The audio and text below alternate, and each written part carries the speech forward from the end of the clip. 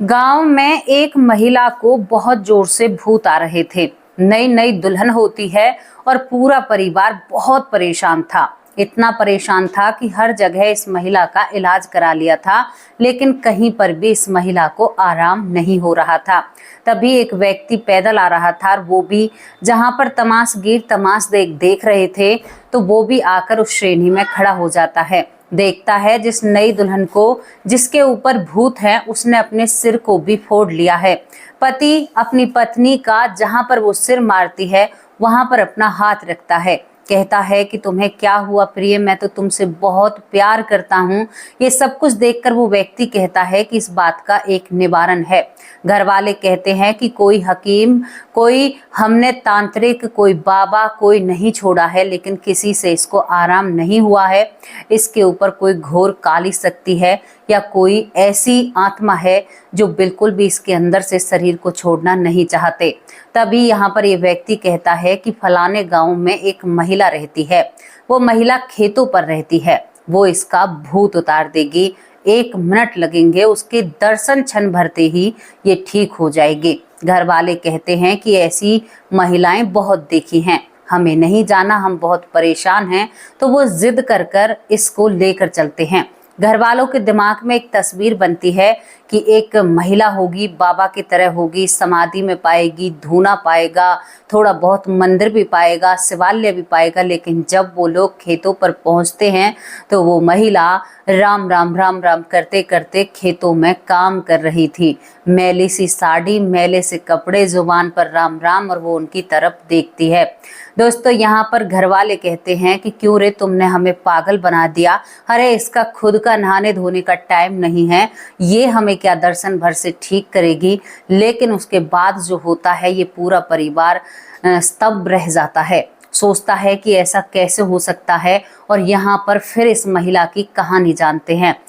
यहाँ पर कुछ लोग कहते हैं कि भूत प्रेत नहीं होते। पहली बात आपको बता दूं, साइंटिस्ट ने कहा है, साइंस ने कहा है कि यहाँ पर नेगेटिव एनर्जी होती है। 100% कहा है। तो भाई आप साइंस को फॉलो करते हैं तो साइंस के हिसाब से ही मान लीजिए कि भूत होते हैं। नेगेटिव पॉजिटिव एनर्जी होती हैं। नेगेटिव पॉजिटिव को आत्मा कहा जाता है और नेगेटिव को भूत कहा जाता है। अब इस महिला की जो कहानी मैं आप लोगों के सामने रखूंगी ना, आप एकदम आश्चर्य हो जाओगे। क्यों हो जाओगे? जिस पर भगवान का आश्रय होना होता है ना, वो बेशक किसी चांडाल कुल में पैदा हो या किसी राक्षस प्रकृति के घर में पैदा हो, वो भगवान की छत्र छाया से और भगवान के आश्रय बिन रह ही नहीं सकता। बहुत ही रोचक स्टोरी है, आपके जीवन को बदलने में आपकी बहुत सहायता करेगी और सच्ची घटना है। दोस्तों, कलयुग की शुरुआत होती है, महाभारत काल खत्म होता है, एक गांव की बात होती है। पक्का गांव निश्चित नहीं है, हरियाणा में है, यूपी में है, उत्तर प्रदेश में है, ये पक्का नहीं है। अब इस गांव में एक परिवार रहता है। परिवार में पति पत्नी और इनकी एक बेटी रहती है। बेटी करीबन 3 साल की होती है। तभी दोनों पति पत्नी को कोई ऐसी बीमारी लगती है कि दोनों इस दुनिया से चले जाते हैं। गांव में बिल्कुल ऐसा माहौल हो जाता है कि गांव वाले परेशान हो उठते हैं इस पति पत्नी की मृत्यु को देखकर। क्यों परेशान हो उठते हैं कि अब 3 साल की बेटी को कौन पालेगा। इस बेटी का नाम गंगा होता है।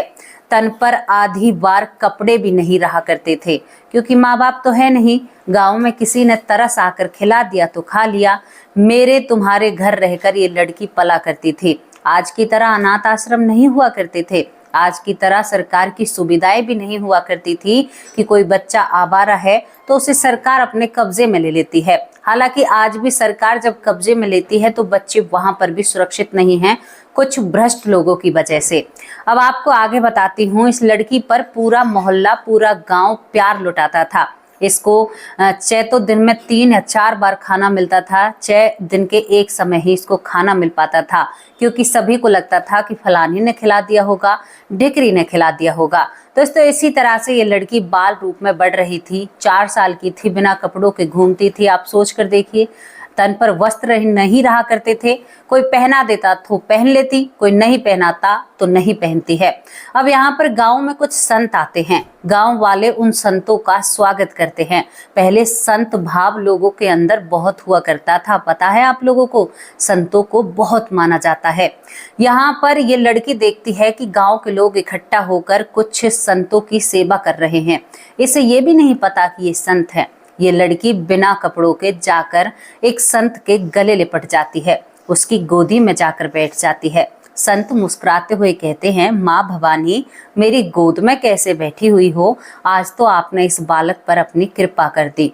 गांव वाले आश्चर्य से देखते रह जाते हैं कि संत इस लड़की से ऐसे कह रहे हैं। वो कहते हैं कि बच्ची भवानी का ही रूप होती है। संत इसके पैर पूजते हैं और इसे प्रसाद देते हैं और इसको खिलाते हैं। गांव वाले इस लड़की की पूरी कहानी सुनाते हैं, कहते हैं कि बाबा इनके माँ बाप नहीं हैं, तो ये सबसे जो बड़ा संत था, जिसके शिष्य थे, उस संत की ही गोद में जाकर बैठती है। कोई भगवान का आदेश होगा या भगवान का संकेत होगा। दोस्तों, उसके बाद इन संतों का यहाँ पर आना जाना लगा रहा करता है और ये लड़की इसी तरह से घूमती है। जब भी संत आया करते तभी ये संतों की गोद में आकर बैठ जाती थी। आश्चर्य की बात थी, जब भी संत का आना होता था तभी इस लड़की पर वस्त्र नहीं हुआ करते थे। 8-9 साल की उम्र तक तो ठीक था, अब ये लड़की करीबन 11 साल की हो जाती है। 11 साल की अवस्था में आपको पता है लड़की बड़ी होने लगती है। लेकिन अब संत इस गांव में आए, वही संत, बिल्कुल एक माँ बाप जैसा भाव ये लड़की इन संतों से रखने लगती है। संतों का प्रभाव भी पड़ रहा था। जैसे ही संत आते हैं तो ये लड़की बिना कपड़ों के फिर गोद में बैठ जाती है। गांव वाले कहते हैं कि बेटी, अब तू बड़ी हो रही है, तुम्हें ऐसा नहीं करना चाहिए। तो गोदी में बैठी हुई कहती है कि मैं इनकी भवानी हूँ, मैं इन्हें माता पिता के रूप में देखती हूँ, यही मेरी माँ है और यही मेरे पिता हैं। दोस्तों, इनको सुनकर संत की आंखों में आंसू आ जाते हैं। संत कहते हैं कि मेरी लाडो, अब तू बड़ी हो चुकी है, तू मेरी भवानी है। अब तुम एक काम किया करो, वस्त्र पहना करो और मैं तुम्हें एक नाम जप देता हूँ, तुम उस नाम का जाप किया करो, हमेशा करती रहा करो। दोस्तों, दूसरों के घर में काम करना था। संत ने बचपन से ही इसके लिए पैसे जमा करने शुरू कर दिए थे, जिस पर गुरु की इतनी कृपा हो। रात भी मैंने आपको एक गुरु की ही स्टोरी सुनाई थी, उसका बेड़ा कैसे पार नहीं हो सकता है। इसके बाद संत कहते हैं कान में कि बेटा तुम्हें राम राम भजना है, चाहे कुछ भी हो जाए। अब इसके बाद ये लड़की गुरु की आज्ञा पर, पिता की आज्ञा मानकर तन पर वस्त्र पहनने और राम राम रटना। अब पूरे गांव में राम नाम का शोर लगाती। सुबह 3 बजे बिस्तर से खड़ी होती, कहीं जमीन पर सोया करती, राम राम हे राम हे राम हे राम, पूरी चिल्ला चिल्ला कर। अच्छा, किसी पर गुस्सा आए तो जोर से राम राम अच्छी जोर से बोलने लगती। लोग जो गुस्सा में रहते वो भी हंसने लगते कि देखो कितनी वो है ये कि गुस्से में भी अपने गुरु की, पिता जैसे गुरु की आज्ञा का पालन कर रही है। गांव वाले इकट्ठे होते हैं, संत आकर एक पंचायत से बिठाते हैं, कहते हैं कि मैंने इस बेटी के लिए कुछ पैसे इकट्ठा किए हैं भगवती के लिए और मैं इसकी शादी करना चाहता हूँ। संत गांव गांव घूमा करते थे, एक लड़के को नजरों में देखा था और उससे इसकी शादी कर दी जाती है। दोस्तों, ये लड़का जब गांव में इस लड़की को देखने आता है जिसका नाम गंगा होता है, तो पूरा गांव कहता है कि भाई हमारी लड़की बहुत सुशील है। छोटी उम्र में शादी हो जाया करती थी। हमारी लड़की वैसे तो बहुत सुशील है, लेकिन हमारी लड़की में एक बात है जो आपको बर्दाश्त करनी होगी। पूरे गांव के इसके रिश्तेदार थे, परिवार था, कोई अपना तो जिंदगी में था नहीं, पूरा गांव ही इसका अपना होता है। सभी एक कतार में खड़े थे गंगा के लिए और कहते हैं भाई हमारी गंगा राम राम भजती है, इस बात को तुम्हें सुनना होगा। अब इस लड़के को लगा कि थोड़ी देर भजती होगी, बैठकर भजती होगी। इसे क्या पता था कि गाना गाने का मन करता है तो राम भजती है, रोने का मन करता है तो राम भजती है, और यहाँ पर गुस्सा आता है तो भी राम भजती है। दोस्तों, ये लड़का इसे ब्याह कर दूसरे गांव में ले जाता है। संतों ने मिलकर इसकी शादी की थी। कितनी असीम कृपा थी, भगवान इसको मोक्ष की तरफ ले जा रहे हैं। आपके ऊपर कृपा होगी तो ऐसे ही समझ लीजिएगा यही भगवान की कृपा है, इसे दुख बिल्कुल मत समझना, वरना एक एंगल से देखें एक तरीके से तो कितना भारी दुख है। माँ बाप बचपन में छोड़कर चले गए, कोई अपना है नहीं, खाने का ठिकाना नहीं, सोने का ठिकाना नहीं। और दोस्तों, जहां पर जिसकी शादी संत कर रहे हैं, सोचकर देखिए वो कितनी भाग्यवान थी। शादी होने के बाद ही अपनी ससुराल पहुंचती है। अब भैया घूंघट में राम राम राम राम, शुरू शुरू में तो धीरे धीरे करे। अब यहाँ पर जैसे सास और जेठानी परेशान करें तो राम राम राम राम अच्छी जोर जोर से, जब इसको गुस्सा आए कमरे में। अब जब दोनों पति पत्नी अकेले होते हैं तो भी राम ही राम। दोस्तों मैं आपको एक चीज क्लियर बता देती हूँ, भगवान ने आपको सृष्टि रचाने के लिए भेजा है। गृहस्थ में आप आए हो तो ये आपका कर्तव्य बनता है पति पत्नी का आदेश का पालन करना। यहाँ पर जब रात के वक्त दोनों पति पत्नी साथ होते हैं तो ये एक क्षण भर के लिए भी चुप नहीं होती है जब तक ये जगती है। राम राम राम राम। अब पति जब पत्नी के करीब आए तो भी ये राम राम रटे। पति बड़ा मारा सा बेचारा परेशान हो गया, एक सभी को पता चल जाएगा हम यहाँ पर हैं, क्योंकि पहले तो बहुत बंदिशें थी। दोस्तों ये इसी तरह से रहती है। अब देवरानी जेठानी और सास इसकी राम राम से बिल्कुल परेशान हो चुके थे। ससुर भी परेशान, जेठ भी परेशान। यही नहीं देखे कि घर में कोई जेठ है कि देवर है, राम राम राम राम राम राम पूरे घर में यही रखती है। अब यहाँ पर पूरा परिवार बैठकर समूह भर एक बात करता है कि भाई खेतों पर भी काम है और घर पर भी काम है, इसकी रोटी भैया हम वही पहुंचा देंगे। सास कहती है बेटा तू अपनी पत्नी को लेकर खेतों पर जाकर रहने लग जा। एक पति अपना फर्ज निभा रहा था, वो कहता है कि ठीक है आप लोग, उसे भी पता था क्योंकि मैं जब इसके करीब आता हूं तो ये सबको शोर मचा देती है राम नाम का। अब वो खेतों पर रहने लगती है, जो उसका काम होता है सभी को करती है, राम राम राम राम रटती रहती है। जिंदगी निकल रही थी। दोस्तों राम नाम की महिमा से इसके अंदर तेज आ जाता है। अब तेज का पता कैसे चलता है, ये दोनों पति पत्नी खेतों पर रहते हैं। तो एक दिन ये सो रही थी तो यहाँ पर एक प्रेत यहाँ से गुजरता रहता है जो इसके पति को दिखाई दे रहा था। अब इसका पति उठकर थोड़ा सा उसे देखने के लिए जाता है। तभी वो प्रेत कहता है कि तुम्हारी पत्नी बहुत दिव्य आत्मा है, वो अब एक बहुत बड़ी भगत बन चुकी है। वो प्रेत कहता है कि तुम अपनी पत्नी की वजह से ना आज सेफ और सुरक्षित हो। अगर तुम्हारी पत्नी यहाँ पर नहीं होती तो आज मैं तुम्हें सीधा कर कर जाता। वो कहता है कि भैया हमने तो कुछ नहीं किया, तुम हमें सीधा क्यों करोगे। कहता है कि पत्नी की छत्र छाया है, तुम्हारी पत्नी बहुत तेज है, इसके तो मैं पास भी गया तो भस्म हो जाऊंगा। अब ये व्यक्ति इस बात को अपनी पत्नी से साझा करता है। वो कहती है कि ऐसा कुछ भी नहीं है, मुझे तो ये मेरे बाबा ने दिया है। वो गुरु भी नहीं कहा करती थी, मेरे बाबा ने दिया है। कभी नहाती है कभी नहीं नहाती, उनके मन की मर्जी, बचपन से ऐसे जी है वो। दोस्तों मैं आपको वो बता रही हूँ, बहुत से लोग दिखावा करते हैं ना कि नहा धोकर माला जपना ये जपना। अरे नाम जप आप वैसे भी कर सकते हो, ना नहा ना धोना। खेतों में कितना काम होता है, पसीना चोटी का एड़ी तक जाता है। मैंने खेतों में काम किया है, मैंने गेहूं को भी काटा है, गेहूं की भी कटाई की है। दोस्तों हमने हर काम किया है, मैंने अपने बचपन में सब काम किया है। मैंने सर से कुएं से पानी भरा है, पता है आपको। तो इन कामों में बहुत मेहनत होती है। इसके बाद पति, जो ये खबर एक व्यक्ति वहां पर सुन रहा था, दोनों पति पत्नी की बात, ये खबर धीरे धीरे इधर उधर फैलने लगती है। कई बार यहाँ पर कुछ अपने जिन पर भूत या कोई साया होता, उस महिला के दर्शन क्षण भर से ही वो ठीक हो जाया करते। अब यहाँ पर ये बात सब जगह फैल जाती है। और बताओ जिसके लोग ठीक हो रहे हैं उसको खुद को नहीं पता कि मेरी वजह से लोग ठीक हो रहे हैं। उसकी क्या वजह थी, भगवान की कृपा थी। इसी तरह से माहौल चल रहा था। वो अपने राम नाम में मस्त और मगन, और वहीं पर अपनी झोपड़ी में रहना, पूरे दिन खेतों में काम करना। रात के वक्त वो अपनी निंद्रा को खोलने के लिए पता है क्या करती थी, राम का, भगवान का नाम जप करने के लिए पेड़ के ऊपर बैठ जाया करती थी और राम राम करती रहा करती थी। और जब वो आंख लगे तो धड़ाम से नीचे गिरा करती थी और फिर उसकी आंखें खुलकर फिर राम राम राम राम, करीबन 2-2 बजे तक वो राम नाम का जप किया करती। सुबह 4 बजे उठकर फिर खेतों में काम किया करती। वो महिला नहीं थी, सच में ही एक देवी थी जिसके ऊपर भगवान का बहुत बड़ा हाथ था। कहते हैं कि उससे कोई संतान नहीं होती है, शायद भगवान कुछ और ही मंजूर थे।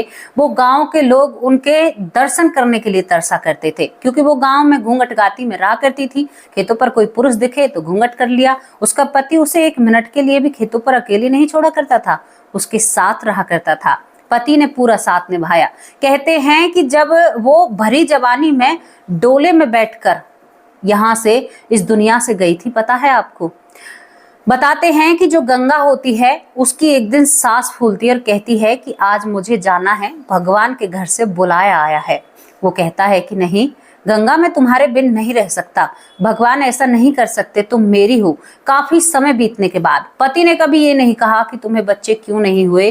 और घर संसार में जो सास, देवरानी, जेठानी थी, उन्होंने कमाने के लिए खेतों पर छोड़ रखा था, क्योंकि माँ बाप तो थे नहीं और उन्हें भी उसकी ऐसी अच्छी खासी आदत नहीं होती है। सास कहती है कि एक पर नहीं है तो और तो बेटे हैं, उनका वंश तो चल रहा है।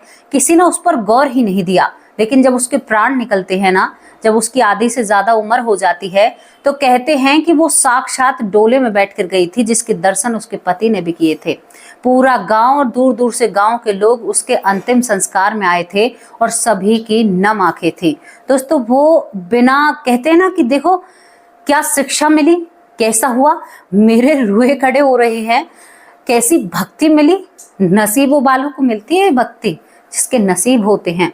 और उसका कैसा नसीब, ना बच्चे हुए, ना सास का प्यार देखा, ना ननद का प्यार देखा, ना देवरानी का देखा, ना माँ बाप का देखा, केवल दूसरों के सहारे एक पति का प्यार देखा था। पति ने अपना पूरा फर्ज निभाया था उसके साथ, जैसे वो करती थी उसे करने देता था। कहता था कि तू मस्त मौला है, मुझे ऐसे ही तू पसंद है और तू कभी बदलना मत गंगा। वो कहती मैं क्यों बदलूंगी, हे राम राम राम, मुझे बदलने को कह रहे हैं। वो ऐसे बात किया करती थी। मुझे लग रहा है कि मैं वहीं पर जी रही हूँ। दोस्तों, ये कृपा हर किसी पर नहीं होती है। कर लीजिए, आपके ऊपर हो जाए तो बड़ी भगवान की कृपा है। अरे मैं पागल हूँ तो ऐसा हूँ जो बिहारी के नाम में हूँ। अरे मैं बाबली हूँ तो ऐसी हूँ जो लाडली के नाम में हूँ। अरे बड़ी कृपा है उसके ऊपर जिसके ऊपर भगवान का हाथ होता है। कैसी लगी आप लोगों को ये कहानी, कमेंट बॉक्स में अपनी राय जरूर रखना। इस राम नाम से ही उसके अंदर इतना तेज आ गया था कि भूत उसके पास नहीं आया करते थे। और हाँ, उस परिवार की बताऊं, जिस महिला को, नई नवेली दुल्हन को कई बाबा ठीक नहीं कर पाए, वो उसके दर्शन भर से ठीक हो जाती है। कहती है कि मैं इसके पास नहीं जाऊंगी, मैं भस्म हो जाऊंगी, मुझे इसके पास लेकर मत जाओ। उसे कई आदमियों ने पकड़ रखा था और सब देखते हैं। वो जैसे ही उसके पास आती है और यहाँ पर जैसे ही वो उसको हाथ लगाती है, दोस्तों, वो एकदम कहती है कि आपने मुझे बचा लिया, मैं ठीक हो गई। वो जमीन से मिट्टी उठाकर मिट्टी का तिलक उसके सर पर लगाती है, कोई नई चीज नहीं करती है, और उस महिला को प्रणाम करती है। कहती है कि बहन, मेरे अंदर ऐसा कुछ भी नहीं है, मैं तो अपने बाबा की बेटी हूँ। वो उसने उस संत को ही अपना बाबा माना था और उसके बाद वो संत उसे मिलता भी नहीं है कभी भी शादी के बाद।